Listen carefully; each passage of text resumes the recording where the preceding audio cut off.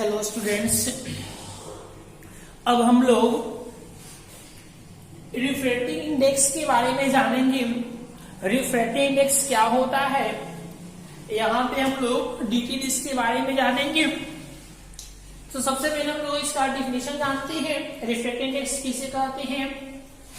Refractive index, इसको हम लोग हिंदी में अपवर्तनांक कहते हैं। और अपवर्तनांक को परिभाषा हम लोग इस प्रकार देते हैं। तो लिखा हुआ है, it is defined as ratio of velocity of light. It is defined as ratio of velocity of light in vacuum. कह रहे हैं कि वैक्यूम में, निर्वात में, वैक्यूम मतलब निर्वात होता है, निर्वात में प्रकाश का वेग to the velocity of light in medium, और किसी माध्यम में प्रकाश का वेग का रेशियो या अनुपात रिफ्रैक्टिव इंडेक्स कहते हैं, अपवर्तनांक कहते हैं। इसको हम लोग हिंदी में बढ़िया से बोल सकते हैं कि निर्वात में प्रकाश की चाल और किसी माध्यम में प्रकाश की चाल का अनुपात अपवर्तनांक कहते हैं। समझ गए? इसीलिए इसका संकेत हम लोग दो लेंगे। पहला संकेत होगा म्यू और दूसरा संकेत होगा ए। आप दोनों में से कोई एक यूज करेंगे। तो परिभाषा के अनुसार, डेफिनेशन के अनुसार हम लोग को एक फॉर्मूला मिलेगा। तो म्यू इज इक्वल टू क्या होगा? Velocity of light in vacuum, यानी वैक्यूम में प्रकाश क्या वेग, और फिर वाई में क्या होगा? Velocity of light in medium, और माध्यम में प्रकाश का वेग, दोनों का अनुपात क्या कहलाएगा? अपवर्तनांक कहलाएगा या रिफ्रैक्टिव इंडेक्स कहलाएगा। अब हम लोग को जानना है velocity of light in vacuum. Vacuum में प्रकाश का वेग का सिंबल हमेशा सी यूज किया जाता है, इसीलिए आप सी यूज करेंगे। कहा? वैक्यूम में स्पीड ऑफ लाइट को या वेलोसिटी ऑफ लाइट को सिंबल में, और velocity of light in medium, तो किसी माध्यम में प्रकाश का वेग, उसका सिंबल हम लोग भी लेंगे। तो एक छोटा सा फॉर्मूला प्राप्त होगा, mu equal to C by V. Mu equal to C by V बहुत ही फेमस फॉर्मूला है, ये रिफ्रैक्टिव इंडेक्स का फॉर्मूला हो गया। इसी फॉर्मूला से आप किसी भी मीडियम का या माध्यम का रिफ्रैक्टिव इंडेक्स या अपवर्तनांक ज्ञात कर सकते हैं। हम लोग इसको समझने के बाद दो तीन का ज्ञात करेंगे। सब इसके बाद हम लोग जानेंगे रिलेटिव रिफ्रैक्टिव इंडेक्स के बारे में। अब यहाँ पे रिलेटिव रिफ्रैक्टिव इंडेक्स क्या होता है, इसके बारे में हम लोग यहाँ पे पहले डिफिनेशन जानते हैं। तो कह रहे हैं रे ऑफ लाइट, कह रहा है जब प्रकाश की किरण पासेस फ्रॉम, गुजरता है कहां से? One medium to another medium, यानी एक मीडियम से दूसरे मीडियम में रे ऑफ लाइट पास करता है। तो कह रहा है कि refractive index of second medium with respect to first medium, यानी दूसरा माध्यम का अपवर्तनांक किसके सापेक्ष? पहला माध्यम के सापेक्ष को हम लोग ऐसे लिखते हैं म्यू टू वन, जो हम लोग अभी भी वीडियो में, बैक वीडियो में इसके बारे में बोले थे या जाने थे। तो म्यू टू वन ये क्या कहलाएगा? Refractive index of second medium with respect to first, and is called, इसी तरह लिखना या इसी तरह क्या करना? व्यक्त करना या फिर डिनोट करना ही रिलेटिव रिफ्रैक्टिव इंडेक्स कहते हैं। और इसका फॉर्मूला कैसा होगा? हम लोग ऐसे लिखेंगे म्यू टू वन। इसमें दो मीडियम का क्या होगा? रिफ्रैक्टिव इंडेक्स का कॉम्बिनेशन हो। तो मान लीजिए यहाँ पे, यानी म्यू रिलेटिव इंडेक्स है, टू सेकेंड मीडियम का है, वन फर्स्ट मीडियम का है।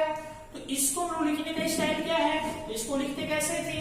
तो पहले यहाँ है टू, तो टू ऊपर जाएगा तो म्यू टू, और ये यहाँ वन है तो वन नीचे आएगा, क्योंकि इसी को हम लोग कंबाइन कर लिखते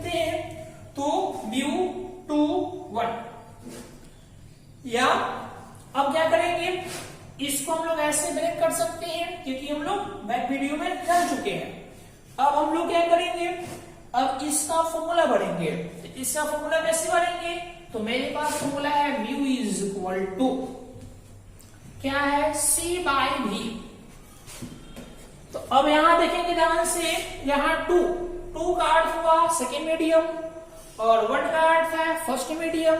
तो मान कर चलते हैं कि सेकेंड मीडियम में स्पीड ऑफ लाइट का स्पीड ऑफ लाइट v2 है और फर्स्ट मीडियम में स्पीड ऑफ लाइट v1 है। इस ई वाला यानी इस सूत्र से या इसके अनुसार यहाँ पे बैठाएंगे हम लोग। तो यहाँ सी है तो सी हमेशा फिक्स रहेगा और बाई भी, तो सेकेंड मीडियम का लेना है यहाँ पे, तो यहाँ पे v2 कर देंगे और सबका बाई। फिर यहाँ पे सी ये हमेशा फिक्स रहेगा और यहाँ पे फर्स्ट मीडियम है तो फर्स्ट मीडियम का स्पीड लेंगे, वेलोसिटी लेंगे, जो भी हो यहाँ पे 1 कर देंगे। अब इसको सॉल्व करेंगे तो जैसे ही हम लोग सॉल्व करेंगे तो सी से सी खत्म हो जाएगा तो बच्चेगा v1 बाई v2। तो एक फॉर्मूला हम लोग को प्राप्त हुआ क्या, v2 is equal to v1 by v2। आप ऐसे ही इस फॉर्मूला से भी आप रिफ्लेक्टिव इंडेक्स प्राप्त कर सकते हैं। अब इसी प्रकार जब रहेगा ऐसे सिमिलरली हम लोग प्राप्त करेंगे।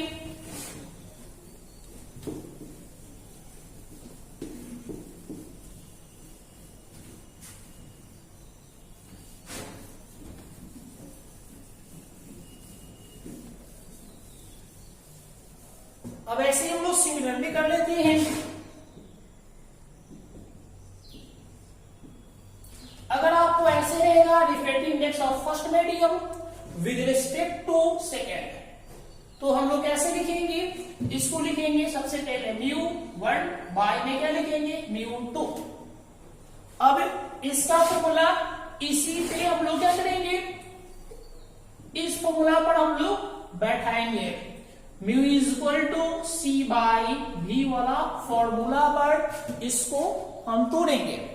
तो μ1 यानी ये फर्स्ट मीडियम का है, रिफ्लेक्टिव इंडेक्स μ2 सेकेंड मीडियम का है, रिफ्लेक्टिव इंडेक्स यानी पहला माध्यम का अपवर्तनांक दूसरा माध्यम का अपवर्तनांक। अब क्या करेंगे, यहाँ पे इसको तोड़ेंगे तो क्या होगा सी बाई v1 और इसको तोड़ेंगे इसी पर तो सी बाई v2। सी फिक्स रहेगा, v1 v2 बदलेगा क्योंकि मीडियम अलग अलग है इसलिए।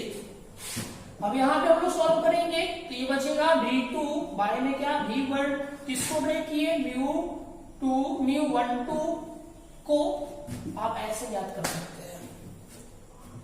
तो ये हम लोग क्या हुआ, रिलेटिव रिफ्रैक्टिव इंडेक्स का फॉर्मूला हुआ। अगर इस रूप में रहेगा तो आप v2 बाय v1 लिखेंगे। इसका अर्थ ये हुआ कि सेकेंड मीडियम में speed of light by first medium में स्पीड ऑफ लाइट का रेशियो हुई रिलेटिव इफेक्टिव इंडेक्स कहते हैं। अब हम लोग क्या करते हैं, कुछ एग्जांपल से रिलेटिव कुछ एग्जांपल से हम लोग क्या निकालते हैं, रिफ्रैक्टिव इंडेक्स को प्राप्त करते हैं। तो सबसे पहले हम लोग ये जान लेते हैं, इन पॉइंट्स हम बताते हैं कि स्पीड कितना होता है। तो स्पीड लाइट का बहुत ज्यादा होता है, मीडियम पे डिपेंड करता है मीडियम कैसा है। तो speed of light in vacuum यानी निर्वात में, इसका सिंबल हमेशा आप सी यूज करेंगे। निर्वात में प्रकाश की चाल यानी इसका सिंबल हमेशा सी यूज करेंगे।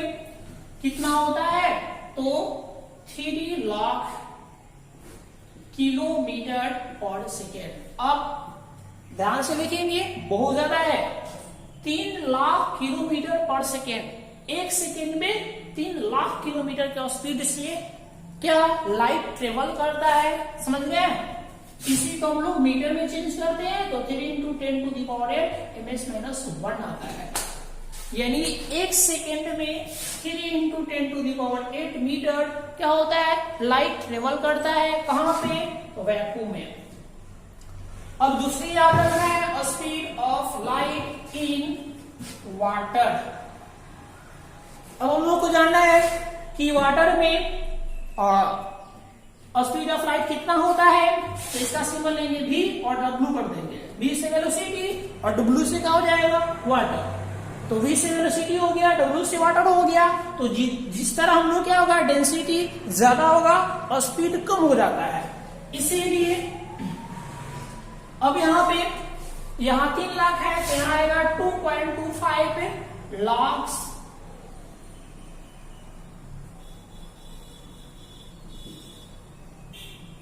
किलोमीटर पर सेकेंड। एक सेकेंड में 2.25 लाख किलोमीटर के स्पीड से लाइट ट्रेवल करता है वाटर में। इसी को तोड़ेंगे तो आप ऐसे, इसमें ऐसे आ जाएगा 2 पॉइंट इतना पुणे पावर इतना 2.25 इंटू 10 टू द पावर 8 -1। इसको ब्रेक करने के बाद आ जाता है, उतना ही मीटर में आ जाता है। और तीसरा याद रखेंगे, speed of light in glass. Glass कांच में हम लोग प्रकाश का वेग देखते हैं, तो v से वेलोसिटी और यहाँ पे g से ग्लास कर देंगे। तो कांच में मतलब ग्लास में स्पीड ऑफ लाइट कितना होता है, तो इसको याद रखेंगे 2 लाख किलोमीटर पर सेकेंड। 2 लाख किलोमीटर होता है पर सेकेंड। इसको तोड़ेंगे तो 2 × 10 टू द पावर 8 ms-1 ये मीटर में आ गया। यानी एक सेकेंड में 2 × 10 के पावर 8 मीटर और डिस्टेंस यानी दूरी तय करता है ग्लास में। कौन, तो लाइट जो होता है इतना के स्पीड से कांच में ट्रेवल करता है, इतना के स्पीड से वाटर में ट्रेवल करता है, इतना के स्पीड से वैक्यूम या एयर में क्या करता है, ट्रेवल करता है। अब ये हमको मालूम हो गया। अब आसानी से हम लोग रिफ्रैक्टिव इंडेक्स याद कर सकते हैं। तो एग्जांपल लेते हैं।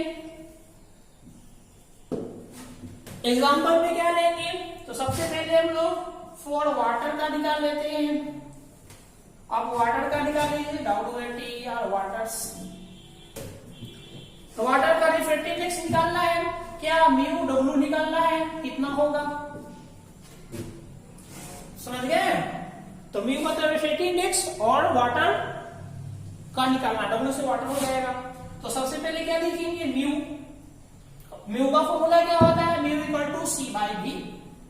ये आपका फॉर्मूला हो गया। तो इसको हम लोग यूज करेंगे, तो म्यू और W करेंगे, म्यू और क्या लिखेंगे, W करेंगे। म्यू W ये C फिक्स रहेगा हमेशा, और W मतलब क्या होगा, आपको केवल ये जानना है कि कौन सा मीडियम है, तो वाटर मीडियम है।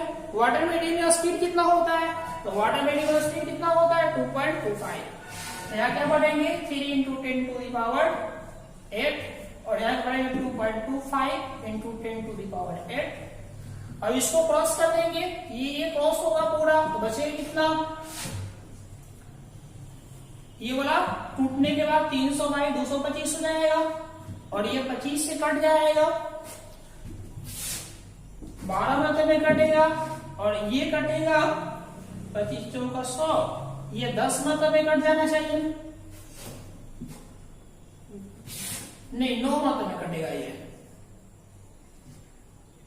और फिर ये कटेगा 4 × 12 और फिर 3 × 9 से, तो आएगा कितना, 4/3 4/3। इसको सॉल्व करेंगे तो 1.33 आएगा। ये आपका आंसर होगा, जो आप 10th क्लास में भी जानते थे कि वाटर का रिफ्रैक्टिव इंडेक्स कितना होता है, 4/3, और सॉल्व करेंगे तो कितना आएगा, 1.333। अब हम लोग किसका निकालेंगे, अब हम लोग ये फॉलो होगा। अब हम लोग दूसरा याद करते हैं, किसका, फॉर ग्लास का निकाल लेते हैं। क्या ग्लास का निकालना है, μg। रिफ्रैक्टिव इंडेक्स निकालना है किसका, ग्लास का, व्हाट। तो ग्लास का इसी सूत्र से निकालेंगे, म्यू से रिफ्रैक्टिव इंडेक्स, यहां क्या कर लेंगे, ग्लास = क्या होगा, अब तो फॉर्मूला है C, तो C और V मतलब वेलोसिटी किसमें है, तो ग्लास में यहाँ G। अब क्या करना हम लोग को, केवल यहाँ ग्लास का यानी ग्लास में स्पीड ऑफ लाइट बढ़ना है। तो ये तो फिक्स है आपका 3 × 10 टू द पावर 8, और इसका कितना होगा ग्लास में, तो ग्लास में देखिए कितना है, 2 × 10 टू द पावर 8 फिर ये खत्म हो जाएगा तो बचेगा 3/2, 3/2 आंसर आएगा। इसी को हम लोग 1.5 करते हैं। तो ग्लास का रिफ्रैक्टिव इंडेक्स कितना होता है 1.5। अब हम लोग एक और निकाल लेते हैं। कौन बच गया, वैक्यूम। वैक्यूम का तो 1 आएगा क्योंकि सीसी कट जाएगा। तो भी आप निकालना चाहते हैं हम लोग ऊपर देख लेते हैं। तीसरा हम लोग देखते हैं फॉर वैक्यूम।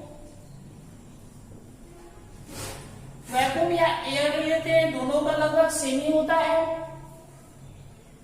वैक्यूम या एयर दोनों का सेम ही होता है। अब हम लोग जानते हैं म्यू, और क्या निकालना है, air is equal to what. तो फॉर्मूला कितना आपके पास, mu is equal to C/V। C का वैल्यू कितना है 3 × 10⁸ और V की जगह पर क्या होगा V, एयर का वेलोसिटी। इसको क्या बोलेंगे, एयर का वेलोसिटी। तो एयर का वेलोसिटी, वैक्यूम का वेलोसिटी दोनों लगभग अप्रोक्स में दोनों इक्वल होता है, इसीलिए दोनों से मरेंगे और सब कट जाएगा तो कितना बचेगा 1। तो म्यू एयर में, यदि आपको ये याद रखना है, एयर का रिफ्रैक्टिव इंडेक्स 1 होता है। और इधर हम लोग जान चुके हैं ग्लास का रिफ्रैक्टिव इंडेक्स 1.5 होता है, वाटर का रिफ्रैक्टिव इंडेक्स 1.33 होता है। इस प्रकार आप सभी रिफ्रैक्टिव इंडेक्स को कैलकुलेट कर सकते हैं। आपको ये मालूम होनी चाहिए कि मीडियम में लाइट का स्पीड कितना है। अगर ये मालूम हो जाए तो आप इस फॉर्मूला से म्यू इक्वल टू C/V के फॉर्मूला से किसी भी मीडियम का आप रिफ्रैक्टिव इंडेक्स कैलकुलेट कर सकते हैं। अब एक इंपॉर्टेंट बात है जो एग्जाम में कभी कभी आता है, जो रिफ्रैक्टिव इंडेक्स है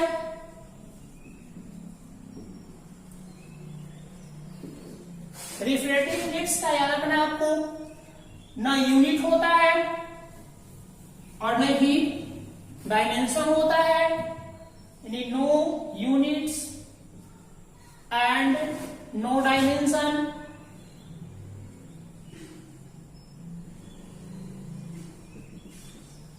क्यों नहीं होता है, क्योंकि फॉर्मूला देखेंगे म्यू इक्वल टू C/V। ईवी स्पीड है, ईवी स्पीड है, स्पीड का यूनिट और फिर ईवी स्पीड का यूनिट, दोनों यूनिट कट जाएगा तो इसका यूनिट नहीं होगा।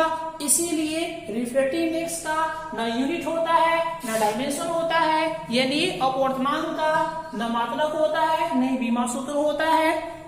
समझ गए, इसको याद रखना है। अब आज के लिए इस वीडियो में इतना ही, और फिर कल हम लोग या नेक्स्ट वीडियो में इसमें आगे इंक्लूड करेंगे।